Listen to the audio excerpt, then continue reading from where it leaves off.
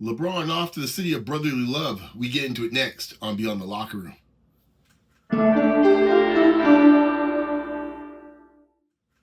LBJ to Philly, the city of brotherly love. You know, some folks had it on the board.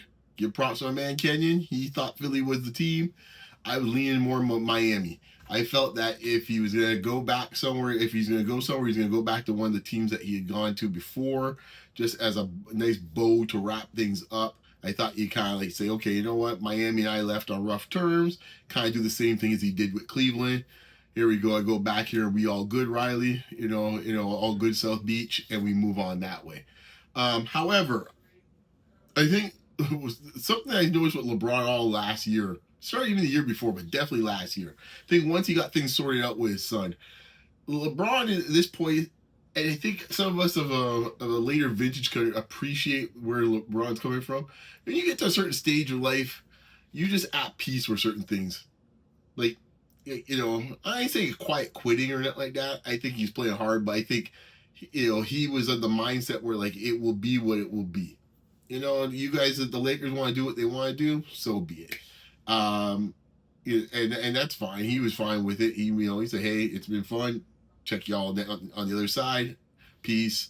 They said, "Peace." So be it. And LeBron now, I think LeBron was deciding with this decision, he was going to make a decision that had nothing else but to do but listen. I am trying to win. And not saying the other ones they have to do about winning a championship, because that definitely was the case moving from Cleveland to Miami, and to some extent going Miami to Cleveland. And I think people forget when he left Miami, it was the right move at the time from a basketball perspective. And after you saw what happened to Chris Bosh afterwards, it really was the right move. Unfortunately, what happened with Chris, but Wade's knees were already pretty much done. He had a fantastic season, I think, the year after LeBron left, to recall, and that was it. He was done after that, pretty much.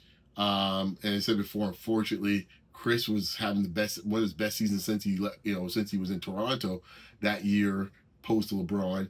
He made the All-Star team. People might have forgotten. Had a fantastic season. He was the dude, actually. Funny enough, it was ironic. People were like, "Oh, you want to be like Wade's shadow." That wasn't the case. He was, LeBron was already the guy once after that first season, where there may have been like a subtle tug of war. Not saying they were trying to, but it was like, no, you have it. No, you have it. No, you have it. And they couldn't really figure it out. Once Dwayne Wade stepped back and kind of said, "Dude, you're the best player of the team. This is your show." It fell into place. But I just say the irony was that Chris was the dude when they left. It wasn't Wade, as much as people think. That team was being built around Chris Bosh, and he made All-Star that year. And I think right at the All-Star break when they found out about the blood clots the first time, which was so unfortunate, and really struck down what could have been. I mean, he's made the Hall of Fame, I believe, already, but it could have been even a much more interesting type of career to see what it looked like on the third part of his career, with the experience he had with Wade and LeBron, to see what it looked like with Bosh being the centerpiece of a team. And once again, how that looked with that experience, and he was playing great, as I said before. He went right back to pretty much Toronto Bosh. But this is about LeBron. And LeBron, I think, didn't want. I think LeBron made a decision, as I said before. It was purely basketball, and that's it. Just a selfish decision in that sense, where it wasn't to do with legacy or anything to do with his family and what they thought, or what the weather was like, or maybe business opportunities was a play in the decisions. Because face it, folks, that is not special with LeBron. Any free agent, that is part of all the decision making process. And I think LeBron was like, you know what, I just want to go to a place where I can win a championship, which was the best opportunity. And looking for a t-shirt that says more than just your style? Beyond the Locker Room tees are made with premium quality fabric that's soft, comfortable, and built to last. Perfect whether you're at the game, at the gym, or out with friends. Every design is inspired by the mindset, passion, and culture of sports, giving you something that stands out wherever you go. Shop the full collection today at www.beyondlockerroom.store. Wear the mindset, live the game. Beyond the Locker Room. I thought that's why Miami was a really good opportunity, because I felt first I always felt it was going to be in the East. All this talk about Golden State was a laughable, because I know LeBron is probably a better GM than probably about at least about three-quarters of the NBA GMs are out there right now, and he knows that pretty much like everyone else. Like, well, I'm not going through those behemoths in the West. I go out east, go back to east where I know, and try to deal with things there. I thought Miami playing with a Giannis and having the ability to play with Bam, therefore, although playing as a big, he could get out of that. As a wing defender, you would have Wiggins. I thought that was a really nice fit. But he ended up going to Philly, which, of all the teams that were not old LeBron teams, let's put it that way, that was the best bet of the bunch. More so than Denver or anybody else, or Minnesota was kind of discussed a little bit. Golden State, no. Like, Philly was going to be the next likeliest scenario if it was going to be outside Cleveland and Miami. Cleveland, I think it makes sense. Them boys ain't ready. I think LeBron realized it too. It says something. I'll put it this way before we get the Philly stuff. It says something where LeBron passes on playing with Cleveland with James Harden, knowing full well he's had to deal with Kyrie and all the Kyrie-ness. He's had to deal with AD and his mercurial self at times. He's had to deal with, JR at times can be a bit of a personality. He's dealt with some interesting personalities over the years. And for him to say, you know what, James Harden, nah, I'm good. Like, hey, man, you want me to make miracles out here? Forget that. No way. He was done. I think the things he was looking at were a team that can win a championship, A. And I'm saying Cleveland couldn't with him. I'm just saying that's one metric. Two was a team where he didn't have to be so dominant as a scorer. Cleveland, you make an argument, would be fine with that too, with Harden and Mitchell for sure. So that checked off the box. 3, I don't think he had to worry about a team that he had to kind of get guys going. All right, fellas, LeBron's had a lot of teams where you got some guys you had to bring out the best in for them to get the best out of them. See Anthony Davis. I don't think at this stage of the game, going back, I say when you get to a certain age, man, this is why going back to the initial point, like sometimes you don't want to be doing some things anymore, man. You just want to go there and just do your work. And at least with the group he has in Philadelphia, Embiid is a lot of things quirkiness, but like when Embiid's out there, like Embiid's gonna play. But the question is, can you get out there? But Maxey, he's a baller. VJ, my man always ready. So you don't have to worry about getting him to do, to get in and do the work that needs to be done and get revved up to kind of bring it. You don't have to worry about that with him. And JB, same thing. You don't have to worry about those dudes with that. And I think he's looking at it from that perspective with a championship coach and Nick Nurse is like, yeah, I'm not, And I think that was the third thing, basketball-wise. The fourth thing I thought was a big thing, but it seems like it wasn't as big as he might think it would be, but I thought he would be more concerned. Maybe he thinks, actually, to be fair, Philadelphia has some things, as Kenyon mentioned the other day in our podcast, or maybe talking offline about it, that technically JB can play those big wings and defend them as well too. He did so in Boston. So, in times when Tatum was in the lineup or on the bench, he would be the guy to try to deal with those type of players. I mean, obviously he played Siakam in this case in the series quite a bit against Indiana. So those big wings, they have someone who could do so. I just didn't know if JB was still that type of player to do so. That's why I kind of like Miami, because Wiggins definitely can. So, so that was my 4 metrics if I go back. So what's the 4 metrics? Making sure he doesn't have to defend big wings. 2, guys that are actually just ready to ball and hoopers. You don't have to kind of prod to get going. 3, a team that can win a championship, obviously, was the most important thing.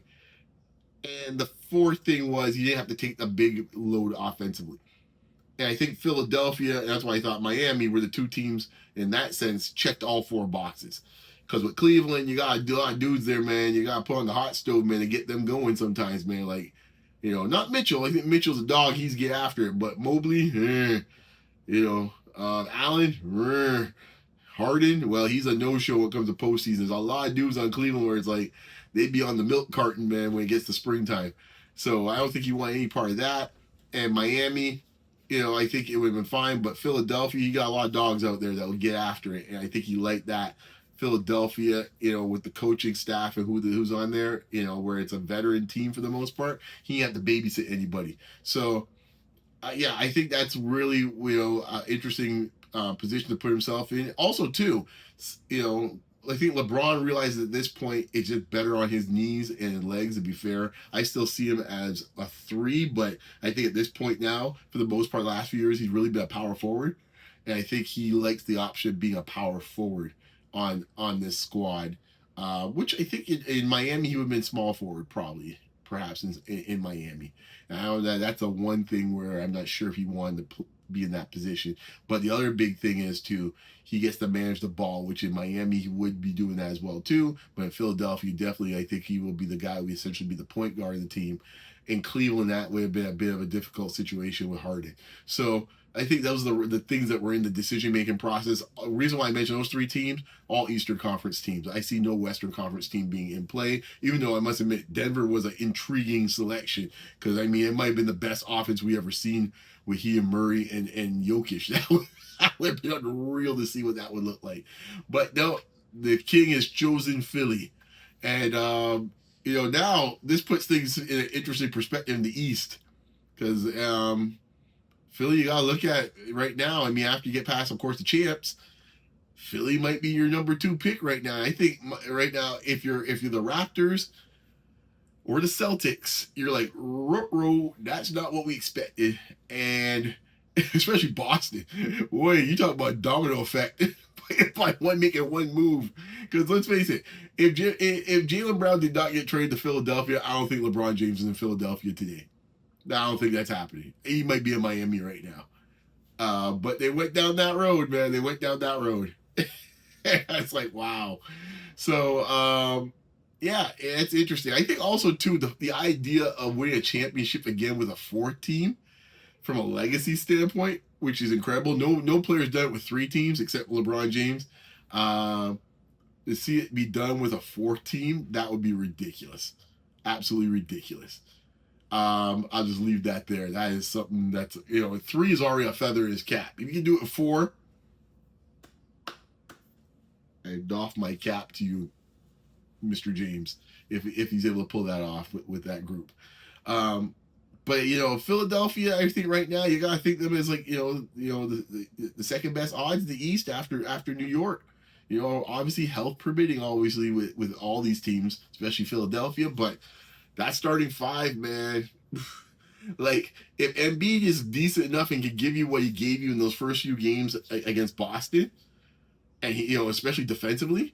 You get Embiid out there defensively. LeBron can bring it out. He ain't going to do it every game in the regular season. When we get the postseason, LeBron can be all right, folks. Trust me, he can be all right. Especially if he's playing more power forward position, he can be all right. So you get him, LeBron, Brown, who's a quality defender. VJ gets after it. Maxey is respectable. That's a strong defensive bunch right there. And then what they come off the bench, I think Oubre's still in the squad. Did they lose Drummond? I can't remember. I thought they lost Drummond. But nonetheless, they have a lot. They'll still have a lot to work with off the bench. They had a nice bench last season. So Philadelphia's going to be all right, man. It's going to be all right. And I think just going from a Raptors perspective for some of you Toronto fans and for Raptor fans, like myself, I think whenever the Kawhi deal gets done, I think right now, I don't think is enough right now. If you look how the East looks right now, like Toronto essentially could be right back where they were last year, which is like a 6th seed. I mean, I think it's clear to say New York and Philadelphia are better than them at this point. I think Miami's better than them at this point. That's 3. I think who else are we getting in there? 3. I think they're fighting for it right now. Who's the other team? And Cleveland's gonna do Cleveland, right? Like Cleveland as a regular season team will still be a team that will probably be seeded higher than the Raptors. So that's 4 teams right there. Now the question is, can they get the 5 or 6? And I see them in a bunch with them, Atlanta. As I said before, it's very much the same group as last year. Them and Atlanta, and probably Boston. It will drop a little bit, depending on the health of Tatum. Assuming Tatum can play 70 games, they'll be decent enough to be. That'll be a fascinating experiment, actually, because now we're having the flip side of it now with no Brown, and Tatum now having a season without Brown to see what they can do. How many games can they win? That will be interesting. Because let me tell you something, if it falls apart for Boston, boy, someone gonna be on their stream. Somebody gonna be on their stream. That's all I got to say. Oh man, but hey, man, the King once again, man, you kept everybody waiting. Still a story at this age in the game. It's something to behold. You gotta give him something like that, man. Like he's one of one, man. And I tell you, I keep telling you folks, man, don't want to be hating on LeBron. The day LeBron retires, man, I'm not sure what you guys gonna do.